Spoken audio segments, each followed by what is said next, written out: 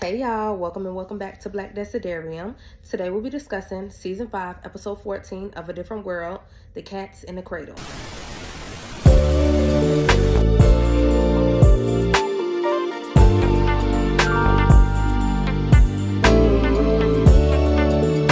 Happy Black History Month, by the way.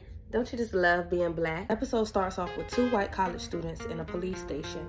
One of the college students is threatening to sue, and he's saying how his father has all these connections and that they will be hearing from his attorney. We then see Ron is also in the police station, handcuffed. The police ask him for his information. He gives his information, his name, all of that, and he says, I'm the victim. Him and the other white college student, they start arguing. It then flashes back to the scene where Jaleesa is in the caf singing the Star Spangled Banner, and everybody is just clapping, loving it. That girl can sing.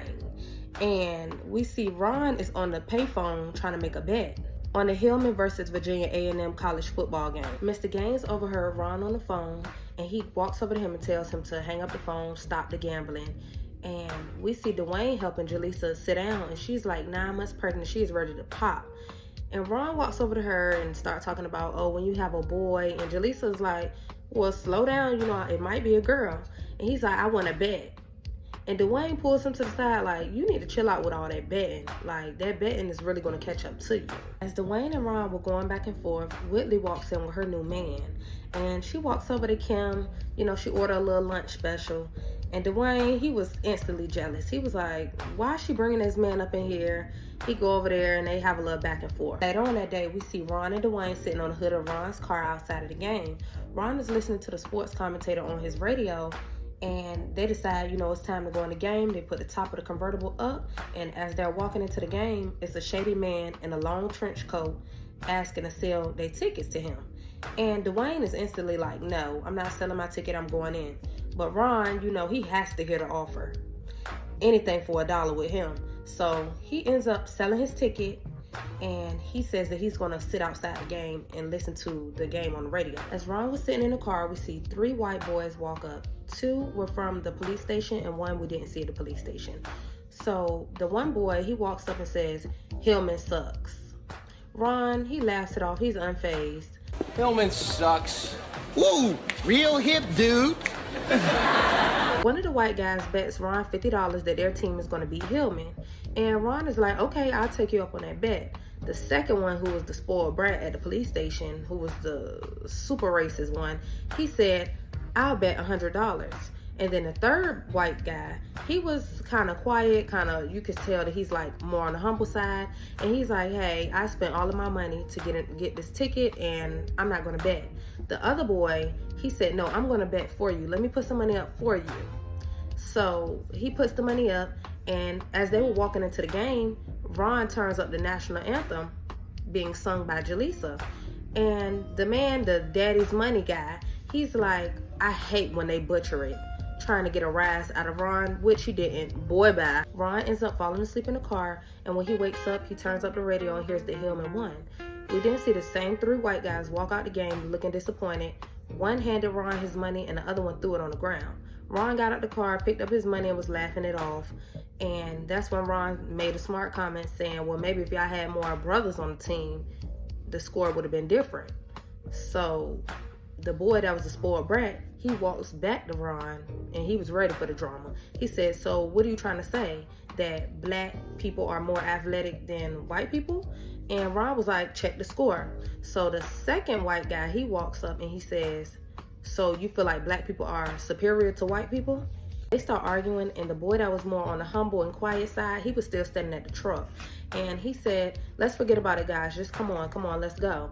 But they insisted, no, we're not going to forget about anything, and hand us that spray paint can so I can write his name on his car. The other guy was like, how his people love graffiti and saying all these other racist things.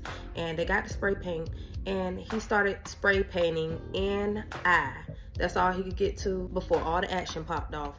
Ron started trying to fight and pushed him off of his car, but the one guy, he started pinning him down to the car and holding him back. That's when Dwayne walked out of the game and walked straight into all of this drama. He went straight to work. Action. And it was 3 versus 2. Next thing you know, the police pulled up.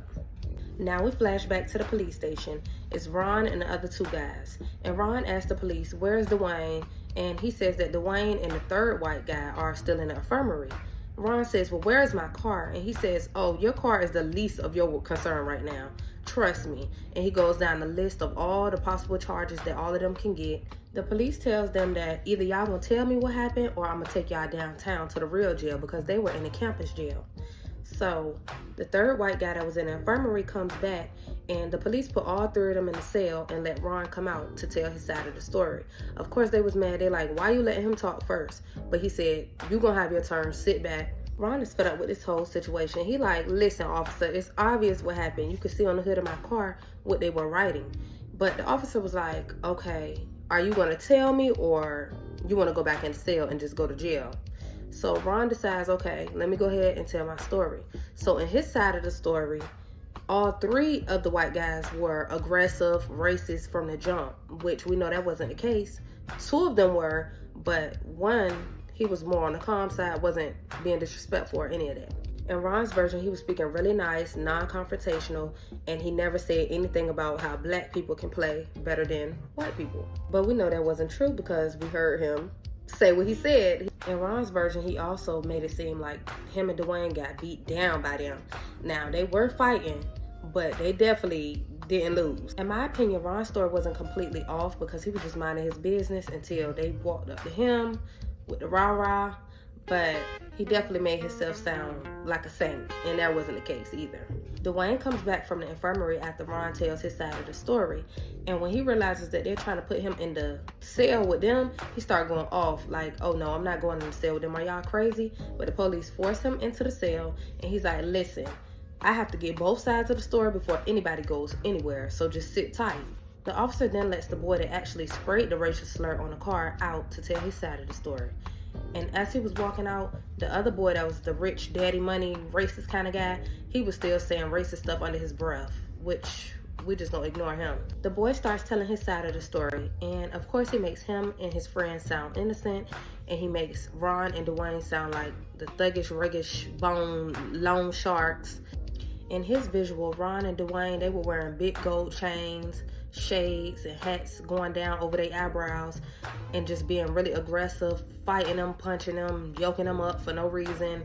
And they were just being harmless, helpless damsels in distress, which we saw that was not the case. His story didn't make sense at all, because how do you explain the spray paint of the racial slur on the hood of his car, which the police saw it? The quiet white guy, he says, I need to speak, I need to say something, but the other boy told him, be quiet. And I guess he was scared of him, or whatever the case may be, because he was quiet, he didn't say anything. Dwayne is fed up with this situation. He tells the police, listen, your answer is on the hood of that car. All these other questions is unnecessary. You know exactly what was going on. The other boy that kept saying a little slick stuff, he said, well, actually, it only says N-I, so maybe somebody was going to spray paint nice, as in have a nice day. And he continued with that passive-aggressive stuff. And Dwayne, you know, he went off. He told him, listen, I'm black, I'm educated, I'm your worst nightmare. And you just can't take it. You're mad. But that's not our problem. Get over it. Whitley, Freddie, and Kim arrive at the police station. They're so concerned, they run straight to the cell and ask Ron and Dwayne, are y'all okay? Do y'all need anything? Can we bail them out? And the police officer told them, y'all gotta go. The other guy that kept saying the stuff, slick stuff, he was like, oh, look at the Supremes. Like, he just would not stop, but okay. So Dwayne and Whitley have a moment where they're talking, and you know, because they're kind of on the out. She got a new boyfriend or whatever, but once she saw him in the cell, they were talking until the police told them, ladies, y'all have to go. Snatch them three up out of there. After that, the boy said, now that's a black girl worth doing. After that, all bets were off. Dwayne started fighting him, yoking him up, and couldn't nobody pull him off of him. While Dwayne is jacking him up, we finally got a confession. He said, I should have sprayed your face instead. So that's when the police officer said, okay, now we're getting somewhere. So now I know you was the one that spray painted his car. And why did you do it? He said, well, he was getting in my face.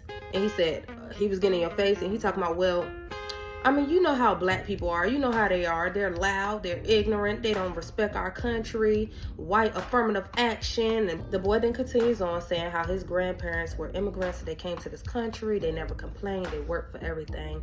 And Dwayne pretty much said, sir, my grandfather built this country. So please, save all of that. They went back and forth. Dwayne talked this talk and said what needed to be said. Why can't you people do the same? Hey, my grandfather built this country, man. He fought wars for it. And most places he went wouldn't let him sit down and get a cup of coffee. I can't even catch a cab in New York. You know, it doesn't matter how many degrees I get. All you people see is color. Your grandfather was an immigrant. You're American. My grandfather was born here, Duke. And you people still look at me as just another nigga. Riveting history lesson, Professor. All right, just let him go. He's right. The quiet boy then says that Dwayne is right, and he says that he goes to his school not because of a quota or because of affirmative action or anyone took his spot, but because that's where he wanted to go. He said growing up, he hung out with black children until around 9 years old. He went on a fishing trip with his father, and he heard his father tell his uncle a very racist joke. My dad told my uncle this joke. So what do you call a Negro physician from Virginia? A nigger. You know? I'd heard that word before, but never from my father. So he probably wouldn't have minded what we did today. But I'm ashamed. And I'm sorry. He says that his father wouldn't have minded what happened today, but he does, and he's ashamed. He apologizes to Ron and Dwayne. But Ron, he says, I don't want an apology. I need somebody to fix my car. The officer asks Ron, does he see any fault in what he did in the situation? And Ron is like, no, I didn't do anything wrong. And the officer reminded him that he said that if they had more brothers on their team, then they would be winning in football. And Ron was like, well, that's true. And the officer, he made a valid point. He was like, you know, are you okay with the black stereotypes saying that black people are only good at running fast and jumping high? And it made Ron think. Dwayne tells the officer he wouldn't expect him to understand the situation because he's white. And the officer says, yes, I'm white. I could be a member of the KKK, or I could have marched with Dr. King. You never know. Because you can't judge me off of my color, you have to judge the individual itself. The police then tells Ron to go ahead and go get his car fixed and bring the estimate back to him, and he'll make sure out of them three, whoever was responsible will pay the bill. And Ron, he was like, that's not fair. You know, the police cut him off and looked at the three white guys and said, and you, the one that spray painted, since you're such a great painter, I'm going to contact Hillman and see if they are in need of any buildings to be painted, because you will be doing it. The police dismissed all of the boys, and as they were walking out, the boy that just kept saying slick stuff, he made another slick racist comment, of course. And the police told them, hey, and I'll see y'all next Saturday. All of them was like, next Saturday? He like, yes, it's mandatory, so please be here on time. So they all walk out the police station, and Ron's car is still parked, or is now parked in front of the police station. And now we see, instead of the N-I, the word is completely spelled out. While they were sitting in a jail cell, somebody ignorant behind went and spelled that word all the way out, which we don't know who. But the boys, they all stood there for a second in silence. And the boy that spray painted the N-I, he said, well, I guess I'll see y'all next Saturday. And it ended like that. You know, it's like, maybe the episode deserved a part 2. I don't know. Or maybe, you know, read between the lines. Racism, prejudices, and hatred are all diseases, and some people don't want the cure.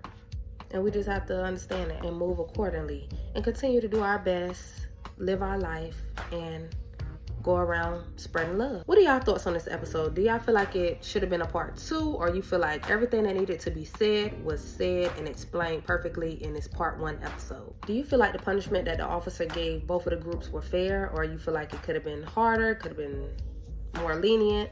Let me know in the comments. Also, if you like this video, please make sure to like, comment, and subscribe. And thanks for watching.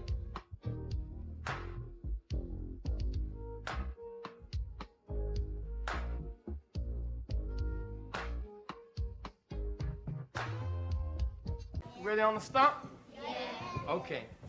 Here we go. I am somebody. I am Somebody. I may be poor. But I am. Somebody. I may be young. But I am. Somebody. I may be on welfare. But I am. Somebody. I may be small. But I am. Somebody. I may make a mistake. But I am. Somebody. My clothes are different. My face is different. My hair is different. But I am. Somebody. I am black, brown, white. I speak a different language. But I must be respected, protected, never rejected. I am God's child.